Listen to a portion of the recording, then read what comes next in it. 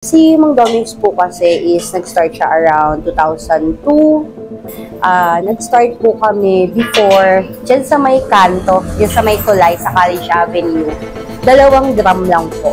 Drum ng lugaw, tapos drum ng sabaw ng mami. Habang kumakain ako ng lugaw, habang kumakain ako ng tapsilog, yung chicken barbecue, parang alam mo yun, parang naaalala mo, parang bumabalik ka pa rin sa pagkabata mo kasi si Mang Doming's parang may tatak na talaga dito sa Tugigaraw yan. Kasi kami po, kung hindi po ako nagkakamali, usually yung mga customers namin, pupunta yan mga 8 ng gabi hanggang mga 6 ng umaga. Pagkatapos ng nightlife, diretso kami Mang Doming's na agad dyan, wala nang iba. So parang bumabalik ka lang ulit sa nakaraan. Nagulat ako yung chicken barbecue nila, ganun na ganun pa rin. Actually, mas talo ko siyang na-appreciate ngayon kasi mas juicy, napaka-perfect ng pagka-green. Super sarap, as in. Ang pinakamabenta po sa amin, if hindi ako nagkakamali, silong-silong. Yung sa amin kasi, yung longganisa namin, sariling gawa namin.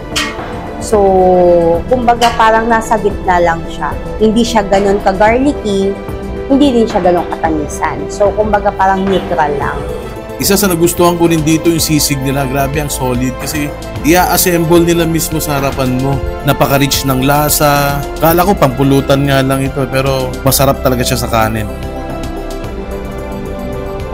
Yung Mang Doming's, nanggaling siya sa pangalan actually ng papa namin. Okay? Ang minong dinagdag po namin yung mga silog-silog.